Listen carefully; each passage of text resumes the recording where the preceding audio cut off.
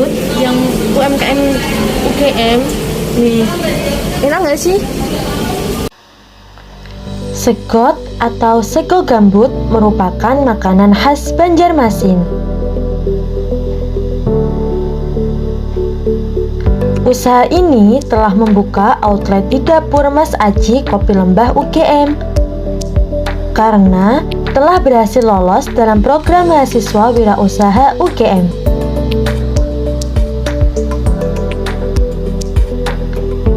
Selain itu, sego gambut juga sering mengikuti berbagai festival kegiatan. Wah, menarik juga ya. Boleh deh besok cobain. Besok aku temenin deh. Kansa, mau nggak kamu ajarin aku buat laporan keuangan dari awal sampai akhir? Soalnya dulu pas SMA aku suka, jadi nggak ada akuntansi. Oh, yaudah sini aku ajarin. Ini loh caranya. Yang pertama, kita akan buat jurnal umum terlebih dahulu dari transaksi-transaksi yang terjadi. Nah, ini aku udah buat jurnal umum Segot periode September 2022 dengan metode perpetual. Aku jelasin satu-satu dari transaksi pertama sampai terakhir ya. Pada tanggal 18 September 2022, pemilik menyetorkan modalnya sebesar Rp2.708.200. Transaksi ini nantinya akan membuat akun kasih debit dan akun modal di kredit sebesar Rp2.708.200. Tanggal 18 September 2022 terdapat hibah dari pihak ketiga sebesar Rp2.800.000. Transaksi ini akan membuat akun kasih debit dan akun modal di kredit sebesar Rp2.800.000. 18 September 2022 membeli peralatan sebesar Rp628.500. Transaksi ini akan membuat akun peralatan di debit dan akun kasih di kredit sebesar Rp628.500. 18 September 2022 membeli bahan baku sebesar Rp863.100. Transaksi ini akan membuat akun persediaan di debit dan akun kas di kredit sebesar Rp863.100. Pada tanggal 19 September 2022 melakukan penjualan kepada pelanggan sebesar Rp256.500. Kos penjualan makanan yang terjual adalah Rp179.550. Transaksi ini akan membuat akun kas di debit dan akun penjualan di kredit sebesar Rp256.500. Akun harga pokok penjualan di debit dan akun persediaan di kredit sebesar Rp179.550. Pada tanggal 19 September 2022 juga dilakukan pembelian bahan baku sebesar Rp107.000. Transaksi ini akan membuat akun persediaan di debit dan akun kas di kredit sebesar Rp107.000. Pada tanggal 20 September 2022 diperoleh pendapatan sebesar Rp215.500 dari penjualan kepada pelanggan. Kos penjualan makanan yang terjual adalah Rp150.850. Transaksi ini akan membuat akun kasih debit dan akun penjualan di kredit sebesar Rp215.500. Akun harga pokok penjualan di debit dan akun persediaan di kredit sebesar Rp150.850. 20 September 2022 membeli peralatan sebesar Rp99.000. Transaksi ini akan membuat akun peralatan di debit dan akun kas di kredit sebesar Rp99.000. 20 September 2022 dilakukan pembelian bahan baku sebesar Rp384.800. Transaksi ini membuat akun persediaan di debit dan akun kas di kredit sebesar Rp384.800. Pada tanggal 21 September 2022 diperoleh pendapatan sebesar Rp139.000 dari penjualan kepada pelanggan. Kos penjualan makanan yang terjual adalah Rp97.300. Transaksi ini membuat akun kas di debit dan akun penjualan di kredit sebesar Rp139.000 serta akun harga pokok penjualan di debit dan akun persediaan di kredit sebesar Rp97.300. Pada tanggal 21 September 2022 diterima pendapatan sebesar Rp922.000 dari pesanan yang diterima saat opening di Kopi Lembah. Kos penjualan makanan yang terjual adalah Rp645.400. Transaksi ini membuat akun kas di debit dan akun penjualan dikredit sebesar Rp922.000, serta akun harga pokok penjualan di debit dan akun persediaan dikredit sebesar Rp645.400. Pada tanggal 21 September 2022, menambah bahan baku sebesar Rp284.500.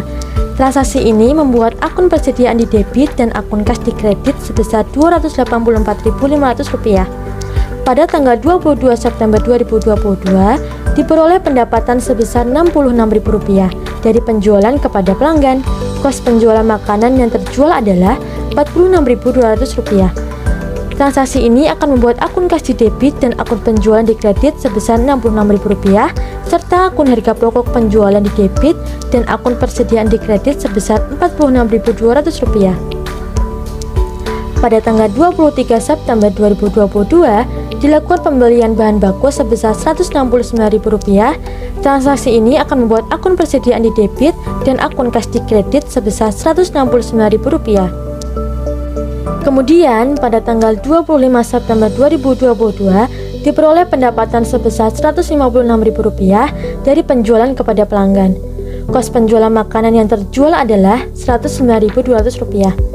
Transaksi ini akan membuat akun kas di debit dan akun penjualan di kredit sebesar Rp156.000, serta akun harga pokok penjualan di debit dan akun persediaan di kredit sebesar Rp109.200. Pada tanggal 26 September 2022, diperoleh pendapatan sebesar Rp289.000 dari penjualan kepada pelanggan.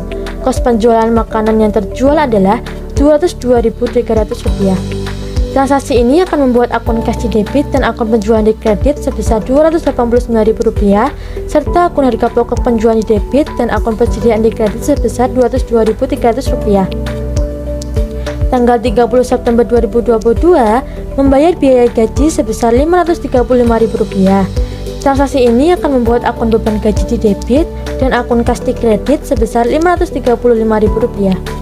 30 September 2022 juga dikeluarkan biaya untuk pembayaran tempat dan operasional sebesar Rp477.600. Transaksi ini akan membuat akun beban lain-lain di debit sebesar Rp477.600 dan akun kas di kredit sebesar Rp477.600. Tanggal 30 September 2022, membayar biaya air, listrik, dan gas sebesar Rp150.000. Transaksi ini akan membuat akun beban lain-lain di debit dan akun kas di kredit sebesar Rp150.000. Nah, setelah memasukkan semua transaksi ke dalam jurnal umum, selanjutnya kita jumlahkan dari sisi debit dan kredit di jurnal umum. Kita dapatkan hasil penjumlahan sebesar Rp12.681.500 baik di sisi debit maupun kreditnya. Setelah membuat jurnal umum, selanjutnya kita harus memposting jurnal umum ke dalam buku besar. Nah, seperti ini bentuk buku besar dari usaha Segot periode September 2022. Dalam membuat buku besar, kita harus memindahkan semua akun yang telah dicatat di jurnal umum. Dapat kita lihat sekarang buku besar bagian akun kas. Kita pindahkan semua transaksi akun kas yang ada di jurnal umum. Dalam posting harus sesuai dengan yang tertulis di jurnal umum bagian debit dan kreditnya. Misalnya, pada tanggal 18 September terdapat debit sebesar Rp2.708.200 dengan keterangannya yaitu setoran modal pemilik, dan seterusnya sampai semua transaksi yang menggunakan akun kas diposting. Jangan lupa jumlahkan bagian saldo untuk mempermudah melihat saldo di akhir nanti. Dapat kita lihat saldo buku besar akun kas pada tanggal 30 September 2022 sebesar Rp3.853.700 di bagian debit. Selanjutnya, kita posting akun persediaan ke dalam buku besar. Posting semua transaksi akun persediaan yang ada di jurnal umum. Pada tanggal 26 September 2022, kita dapatkan saldo akun persediaan sebesar Rp377.600 di bagian debit. Kita lakukan posting pada seluruh akun-akun lainnya yang ada di jurnal umum. Nah, dapat kita lihat juga pada buku besar akun peralatan pada tanggal 20 September 2022 terdapat saldo sebesar Rp727.500 di bagian debit. Selanjutnya yaitu saldo buku besar akun modal sebesar Rp5.508.200 di bagian kredit. Berikutnya kita masuk ke buku besar bagian akun penjualan. Nah, pada tanggal 26 September 2022 kita dapatkan saldo sebesar Rp2.044.000 di bagian kredit. Selanjutnya yaitu buku besar akun beban gaji, kita mendapatkan saldo akhirnya sebesar Rp535.000 di bagian debit. Berikutnya lagi yaitu buku besar beban akun beban lain-lain, pada tanggal 30 September 2022 kita dapatkan juga saldo sebesar Rp627.600 di bagian debit. Dan yang terakhir yaitu buku besar akun harga pokok penjualan, pada tanggal 26 September 2022 didapatkan saldo sebesar Rp1.430.800. Setelah selesai memposting jurnal umum ke buku besar, langkah selanjutnya yaitu melakukan penyesuaian terhadap akun-akun yang butuh disesuaikan pada akhir periode pencatatan. Terdapat informasi untuk menyusun penyesuaian sebagai berikut ini. Sisa persediaan bahan baku pada 30 September 2022 sebesar 20%. Oleh karena itu, kita perlu nih menghitung jumlah akhir persediaan berdasarkan informasi tersebut. Saldo akun persediaan sebelum penyesuaian adalah Rp377.600. Kita hitung saldo persediaannya yaitu 20% dikali Rp377.600. Hasilnya yaitu Rp75.520. Nah, nantinya saldo akun persediaan setelah penyesuaian harus sesuai dengan hasil perkalian tadi. Untuk membuat jurnal penyesuaian, kita perlu mengurangkan saldo sebelum penyesuaian dengan saldo akhir persediaan, yaitu Rp377.600 dikurangi Rp75.520. Hasilnya sebesar Rp302.080. Dalam jurnal penyesuaian, harga pokok penjualan di debit sebesar Rp302.080 dan akun persediaan di kredit sebesar Rp302.080. Selanjutnya, jurnal penyesuaian tersebut perlu kita posting ke buku besar. Dapat kita lihat pada tanggal 30 September 2022, saldo persediaan setelah penyesuaian menjadi Rp75.520. Sedangkan untuk saldo akun harga pokok penjualan setelah penyesuaian menjadi Rp1.732.880. Langkah berikutnya yaitu membuat neraca lajur. Neraca lajur sendiri terdiri dari neraca saldo, penyesuaian, neraca setelah penyesuaian, laba rugi, dan neraca. Untuk membuat neraca saldo, kita masukkan saldo-saldo sebelum adanya penyesuaian dari akun-akun yang ada. Saldo tersebut kita bisa lihat di layar, kita jumlahkan baik dari sisi debit maupun kredit. Dihasilkan neraca saldo yang telah balance sebesar Rp7.552.200. Selanjutnya, bagian penyesuaian diisi dengan penyesuaian yang terjadi.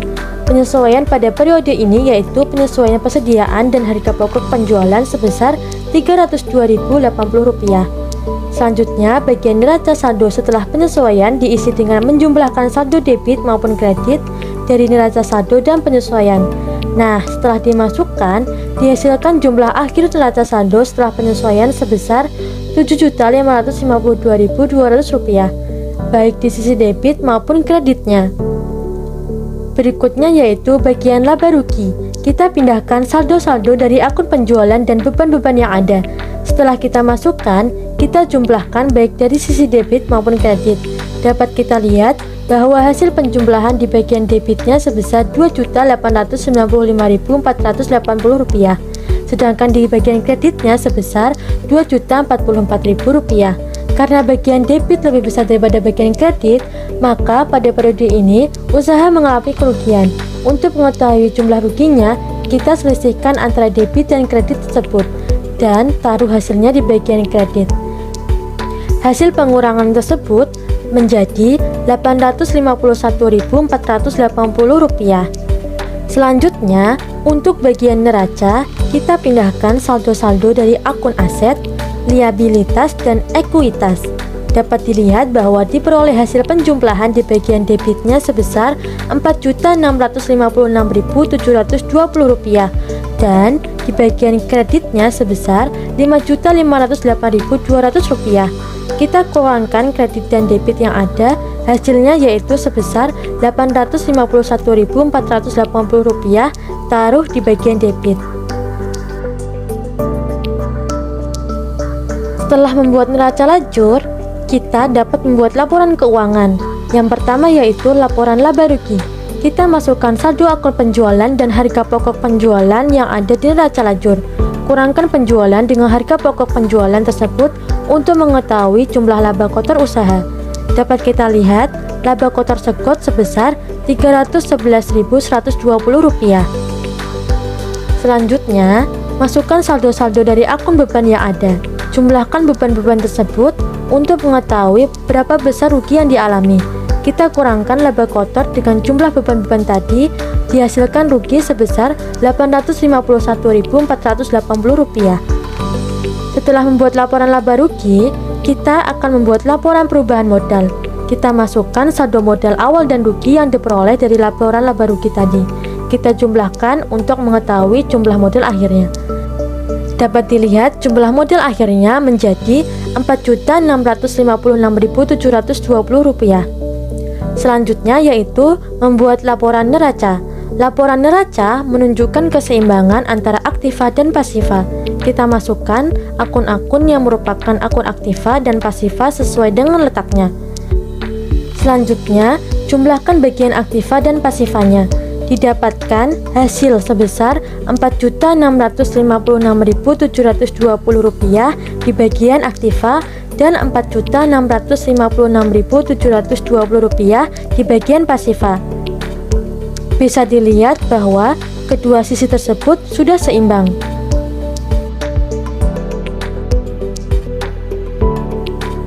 Nah, pada akhir periode pencatatan akuntansi, kita perlu juga membuat jurnal penutup. Untuk menutup akun penjualan, kita debitkan penjualan sebesar saldo akhir yang ada dan di bagian kreditnya kita tulis ikhtisar laba rugi dengan jumlah yang sama besarnya dengan jumlah penjualan. Selanjutnya, untuk menutup akun beban-beban, ikhtisar laba rugi didebitkan sebesar jumlah dari beban-beban yang ada dan beban-beban kita kreditkan. Berikutnya, untuk menutup akun ikhtisar laba rugi, akun modal kita debitkan sebesar Rp851.480 dan akun ikhtisar laba rugi dikreditkan sebesar jumlah yang sama. Di akhir, kita jumlahkan baik dari sisi debit maupun kreditnya. Dihasilkan hasil yang balance sebesar Rp5.790.960. Setelah membuat jurnal penutup, kita perlu melakukan posting ke buku besar dari jurnal penutup yang ada. Nantinya, kita akan mendapatkan saldo sebesar Rp0 di akun-akun yang telah ditutup. Dapat kita lihat bahwa akun modal bersaldo menjadi Rp4.656.720. Saldo akun penjualan menjadi Rp0 dan selanjutnya akun beban gaji dan beban-beban yang lainnya menjadi Rp0 juga. Dan yang terakhir ada akun harga pokok penjualan dan ikhtisar laba rugi yang saldonya sama-sama telah menunjukkan Rp0. Nah, akhirnya telah sampailah langkah terakhir, yaitu membuat neraca saldo setelah penutupan yang nantinya akan digunakan sebagai saldo awal di periode berikutnya. Untuk membuat neraca saldo setelah penutupan, kita masukkan saldo-saldo akhir dari akun yang ada di buku besar. Dapat dilihat bahwa saldo akun kas sebesar Rp3.853.700 di bagian debit. Saldo akun persediaan sebesar Rp75.520 di bagian debit. Saldo akun peralatan sebesar Rp727.500 di bagian debit. Dan saldo akun modal sebesar Rp4.656.720 di bagian kredit. Kita jumlahkan sisi debit dan kredit yang ada. Bisa dilihat bahwa jumlah masing-masing menjadi balance sama dengan yaitu Rp4.656.720. Nah, seperti itu langkah-langkah membuat laporan keuangan dari awal sampai akhir. Nah, gini loh caranya. Paham nggak? paham. Oh, ternyata butuh ketelitian ya. Benar. Kansa, kamu Ya. lapar nggak? Berbanget. Kantin yuk. Yuk, bentar ya aku tutup dulu. Yuk. Yuk.